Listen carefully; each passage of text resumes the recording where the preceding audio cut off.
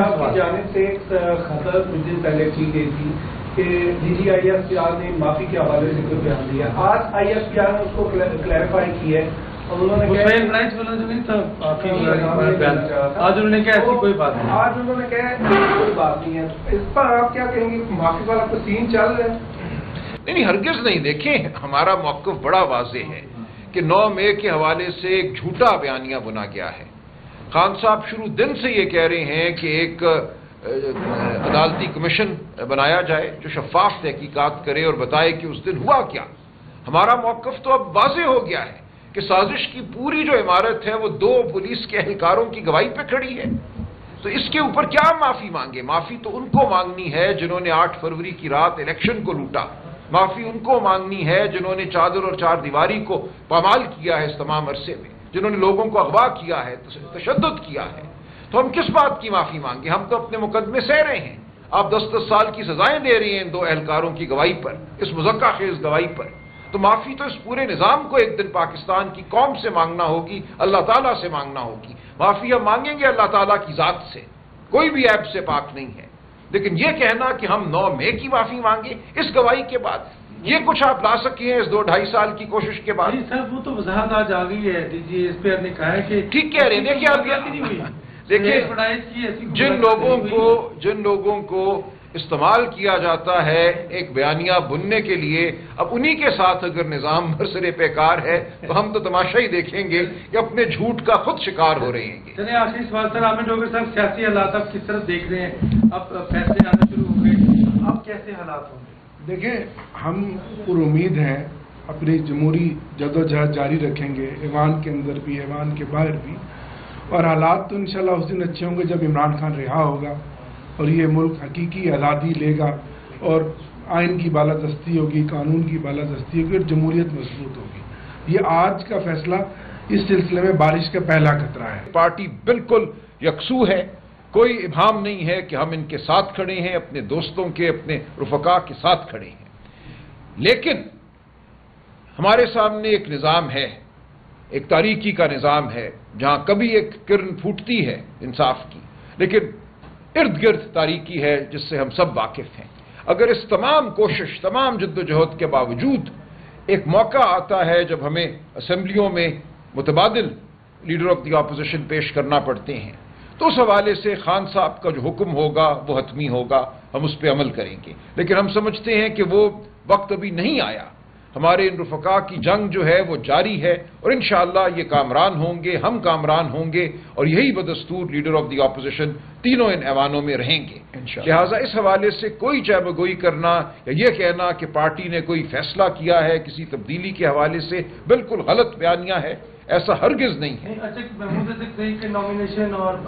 دیکھیں خان صاحب کی جانب سے یہ آیا حفظ ما تقدم کے طور پہ اگر ضرورت پیش آ جاتی ہے ان تمام قانونی لڑائیوں کے بعد، جو تمام قانونی مارکے ہم سمجھتے ہیں کہ ہم جیتیں گے، اگر اس کے باوجود یہ ضرورت پیش آتی ہے کہ وقتی طور پر کوئی لیڈر آف دی اپوزیشن قائم کیے جائیں تو ان کی جانب سے ضرور ہمیں رہنمائی دی گئی ہے.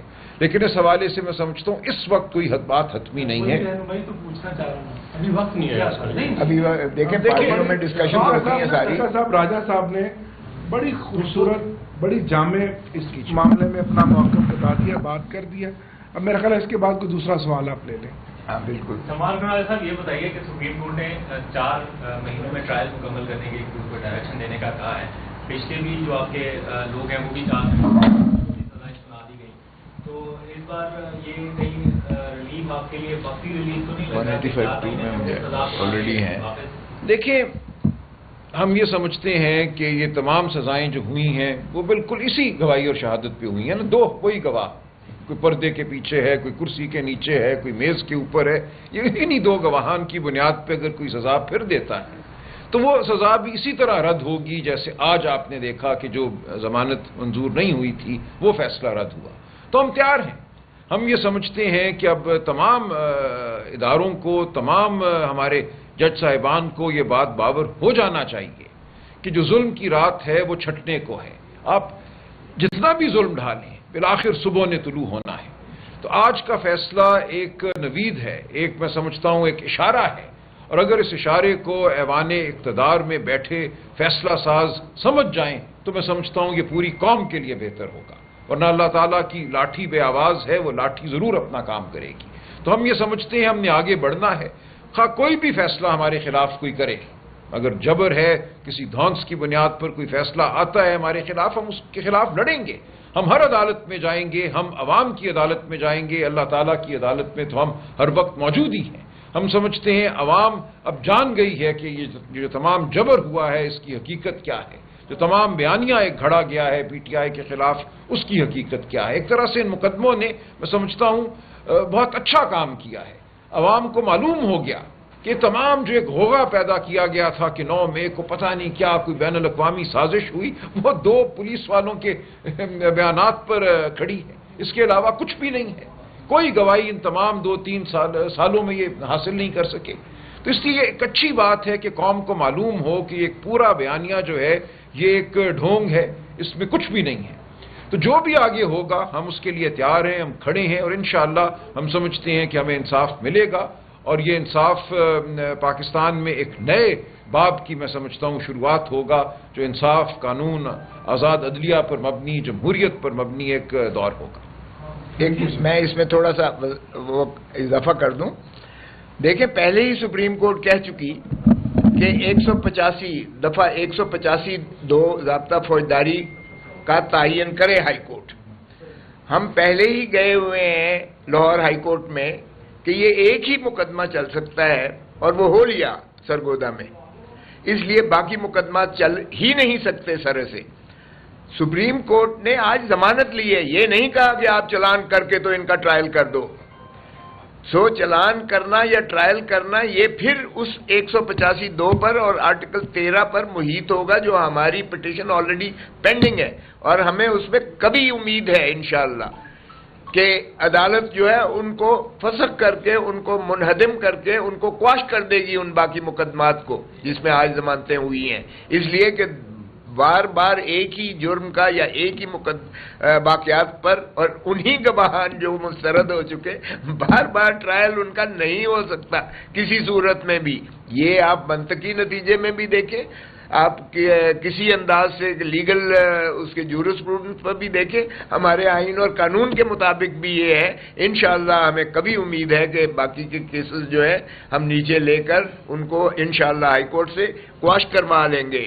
سو یہ بات نہیں ہے کہ وہ 4 مہینے کے یہ گواہی تو مسترد ہو چکی ہے، جو میں نے ذکر کیا، جج محمد عباس صاحب نے سرگودا میں ان 2 اہلکاروں کی گواہی کو مسترد کر دیا ہے، وہ معاملہ ان کو ٹرانسفر کر دیا گیا، لیکن ان کے فیصلے کے خلاف جو اپیلیں کی ہوئی ہے وہ ہائی کورٹ میں اور وہاں سے سپریم کورٹ آئے گی۔ انہی گواہان کی گواہی پہ دیگر عدالتیں کیسے سزائیں دے رہی ہیں، یہ بالکل ایک غیر قانونی عمل ہے، اور کھوسا صاحب ٹھیک کہہ رہے ہیں، ہم جائیں گے ہائی کورٹ جائیں گے، سپریم کورٹ جائیں گے، ان تمام غیر قانونی ٹرائلز کو ہم رکوائیں گے انشاءاللہ۔ سر یہ بتائیے گا، اب ہم دیکھ رہے تھے مسلسل مختلف عدالتوں سے پی ٹی آئی کے جو فیصلے آ رہے تھے، پی ٹی آئی جو تھی وہ کافی مایوس ہو رہی کہ یہ اچانک سے اچھا فیصلہ آیا ہے، تو کیا سمجھتے ہیں اس فیصلے سے سر یہ بھی تھوڑا ماحول پیدا ہو رہا ہے کہ کوئی مذاکرات کی بات یا کوئی دوسری طرف سے مثبت اچھے اشارے ملتے تو آپ کو نظر نہیں آتے؟ نہیں، دیکھیں مذاکرات کی کوئی بات نہیں ہے، ہم نے ہمیشہ کہا ہے کہ ہم آئین کی بحالی، شرافت کی بحالی کے لیے تیار ہیں، اور ہم اس سے بات کریں گے جس سے بات کرنا کوئی معنی رکھتا ہے۔ آپ کو یاد ہوگا جنوری کے مہینے میں ہم نے 4 نشستیں کی تھیں حکومت کے ساتھ، پیپلز پارٹی MQM کے لوگ موجود تھے، اور ہم نے ایک ان سے تقاضا کیا تھا کہ اڈیالہ جیل میں ہماری عمران خان سے ملاقات کرا دیں۔ جواب یہ ملا تھا کہ ہم پوچھ کر بتائیں گے، اگر اجازت ملی تو ملاقات کرا دیں گے۔ ہمارے سامنے کون بیٹھا تھا؟ ڈپٹی پرائم منسٹر، اسپیکر، وزراء، اور وہ کہتے ہیں ہم پوچھ کر بتائیں گے، ایک ایسی جیل کے حوالے سے جو ان کے اپنے زیر انتظام ہے، پنجاب حکومت کے زیر انتظام ہے، اور پھر کہا گیا نہیں جی اجازت نہیں ملی، ہم آپ کی ملاقات نہیں کرا سکتے۔ تو یہ وہ مجبور محض حکومت ہے، برائے نام حکومت ہے، اس سے ہم کیا بات کریں دیکھ لیں گے ہم، لیکن ہم یہ سمجھتے ہیں کہ ہمیں قانون اور حق پہ کھڑے رہنا ہے، اپنی آواز جو ہے وہ بلند کرتے رہنا ہے، بالآخر تاریکی کو ہمارے سامنے گرنا ہو۔